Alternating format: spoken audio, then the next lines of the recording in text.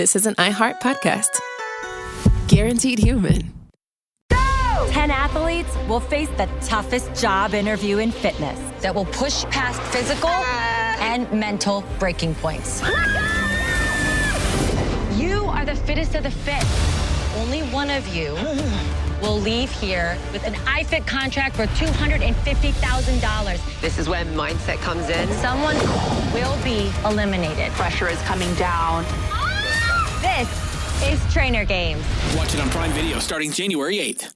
Want to sell your car your way? Who wouldn't? That's why CarMax offers a car selling experience designed just for you, with online and in-store options. Want to know what your car is worth quickly? Get an online offer in under 2 minutes. Want to think it over? Use OfferWatch to keep tabs on your car's value over time. Plus, CarMax offers flexible selling options with express drop-off, in-store, or pick-up at home. Selling your car is in your control with CarMax. Want to drive? CarMax. Pickup not available everywhere. Restrictions and fee may apply. See CarMax.com for details.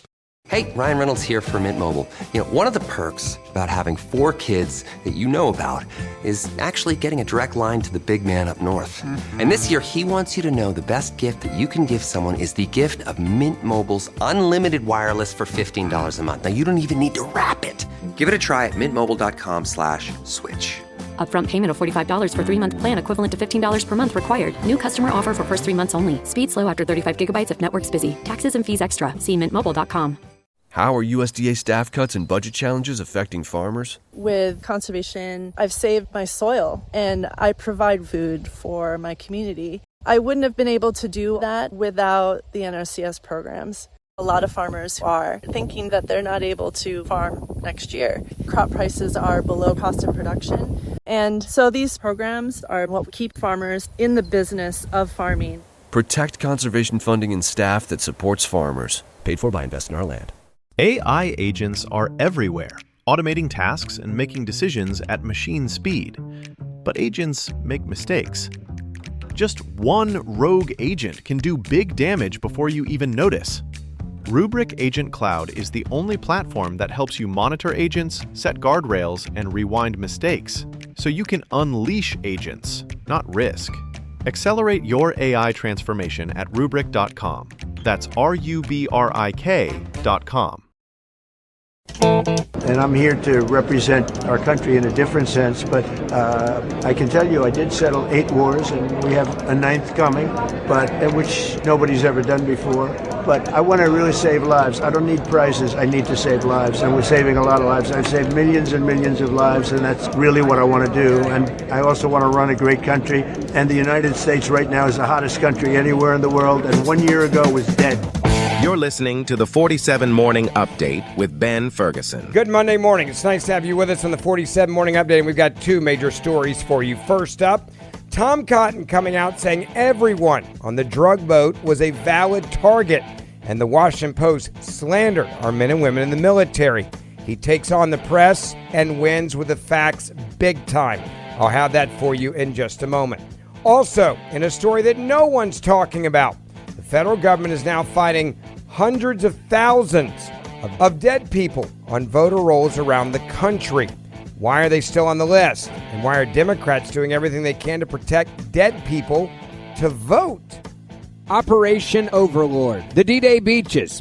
You and I share a passion for history, so I hope you'll join me next spring on the D-Day beaches in Normandy. That's right, the invasion that sealed Hitler's doom, Omaha and Utah. You're going to discover the sacred patch of sand with me. 10 days in Europe, luxury hotels, and fully escorted by America's leading expert on France and the D-Day invasion, Ken Chase. 57, and that includes your airfare. You're going to stand at General Patton's gravesite, Bastogne, Pointe du Hoc, and Mulberry Harbor. Call my friends at Conservative Tours. On your cell phone, just dial pound 250 and say the keyword Conservative Tours. Or go to conservativetours.com. An A+ rating with the BBB. All your sightseeing in Paris too. Dial pound 250, say the keyword Conservative Tours. You'll have the option to receive a one-time auto-dialed text message from iHeartMedia. It's the 47 Morning Update, and it starts right now. Story number 1. It is a disaster.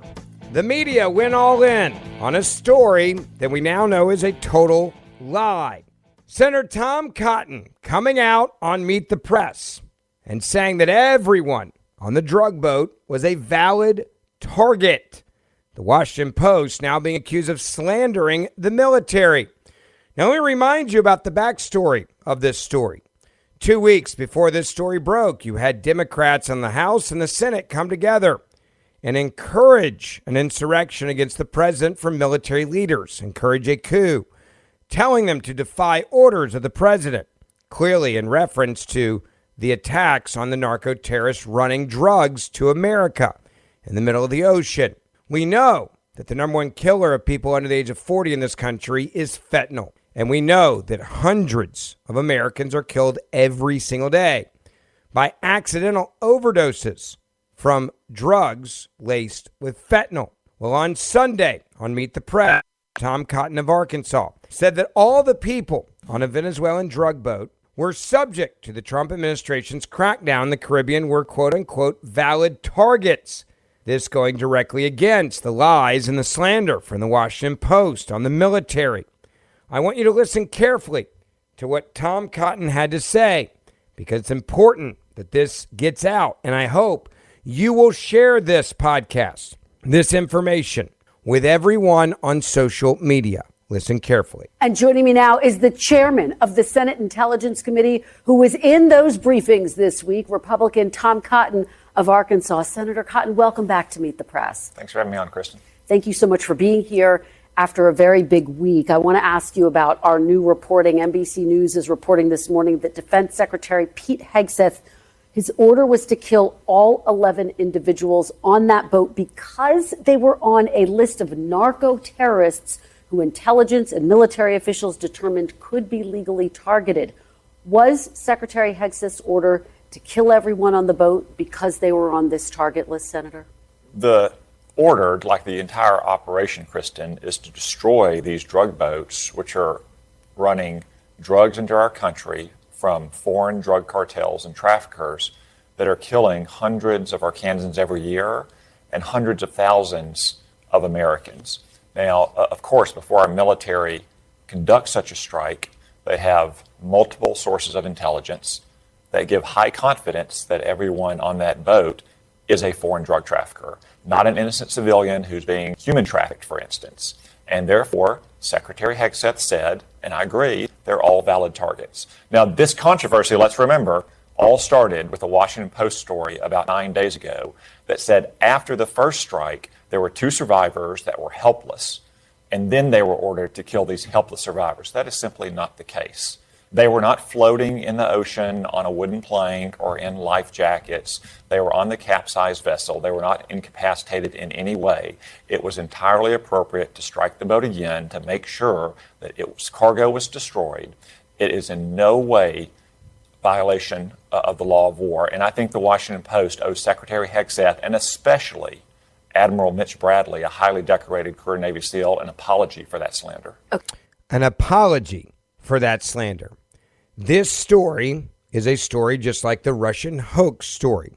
The Steele dossier, a total fabrication by the Democratic National Committee that paid for that dossier, and a fabrication by the Hillary Clinton for President campaign. And what did the media do? They gave legs and life to that story to the point where they impeached the President of the United States of America. This story is no different. There is a story that has been put out there by the Washington Post. I wouldn't be surprised if this story was put out there in conjunction with Democrats, the same Democrats that said defy the president's orders. It is obvious this was to undermine and to even imprison people in and around President Trump. It was also a story that has been put out there to put fear into the minds of our men and women in uniform with the threat that the Democratic Party, when they gain power again one day, will come after them for war crimes and lock them up for life or even give them the death penalty. That is exactly what this story was all about, to make sure that people that are in our government would not follow the orders of the sitting president. Senator Tom Cotton, after what he had to say there, was pressed by Welker, and I want you to listen carefully to what he says in this next moment on the show.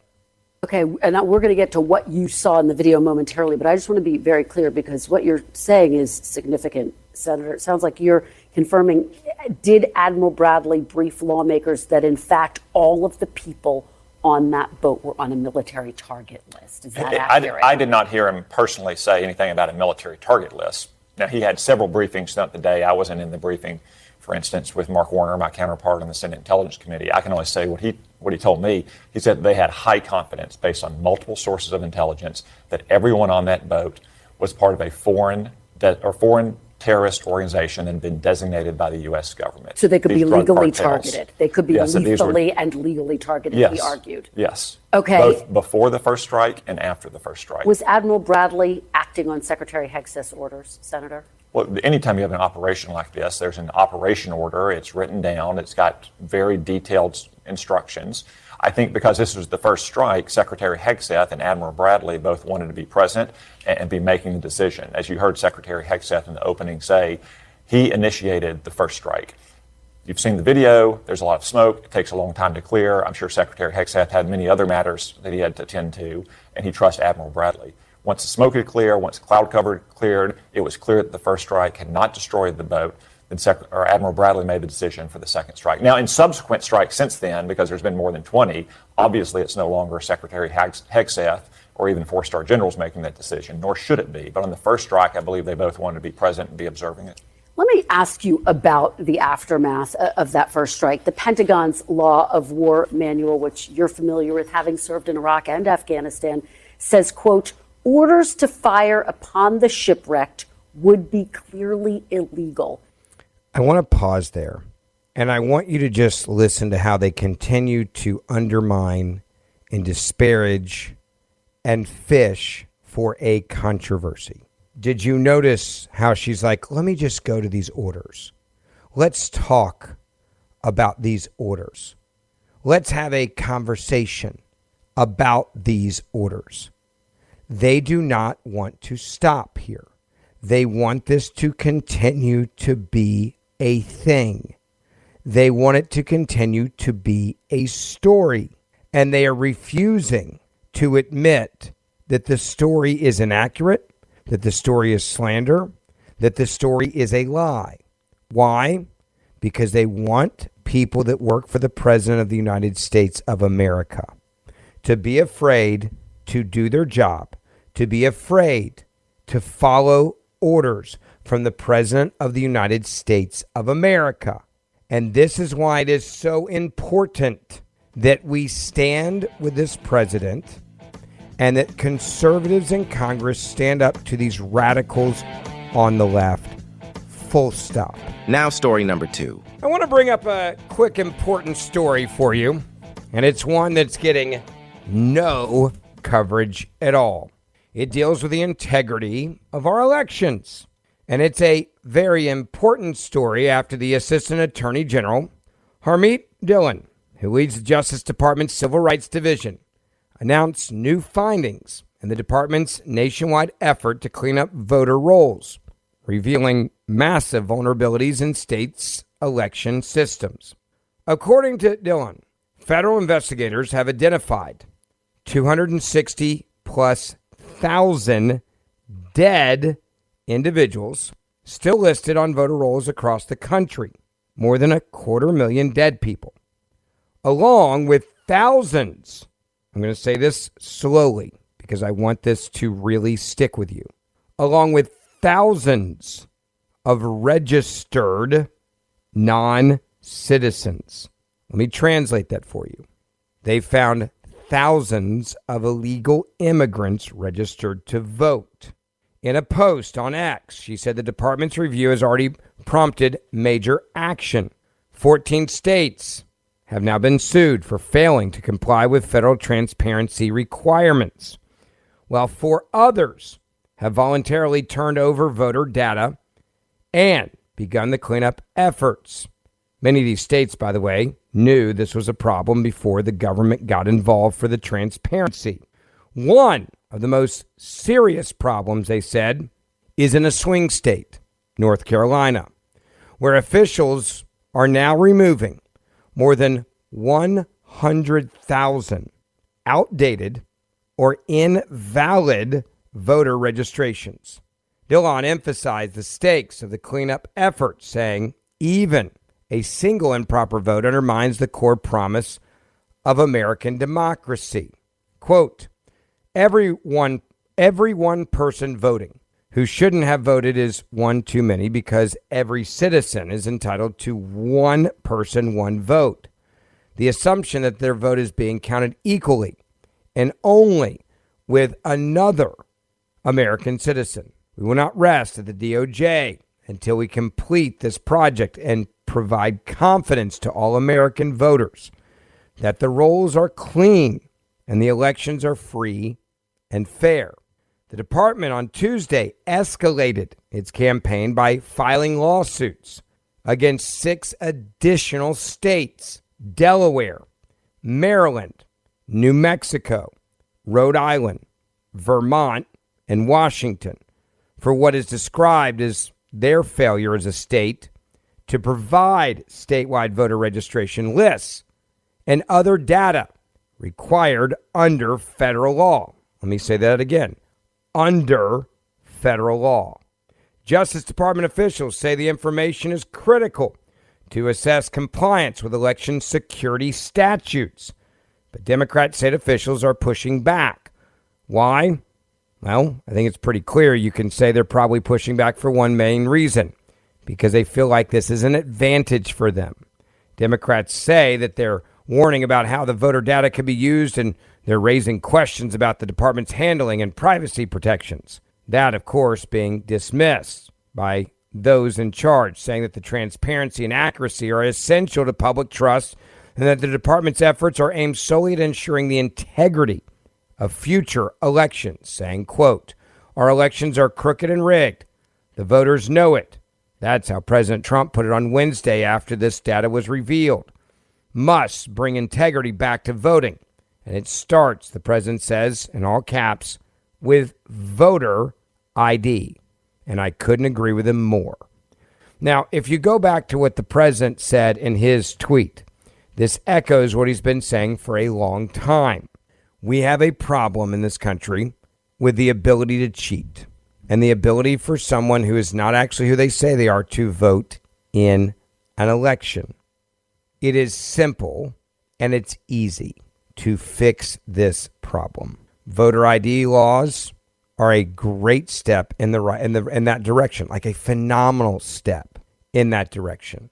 The problem is you have Democrats who say, no, we refuse. We will not do this.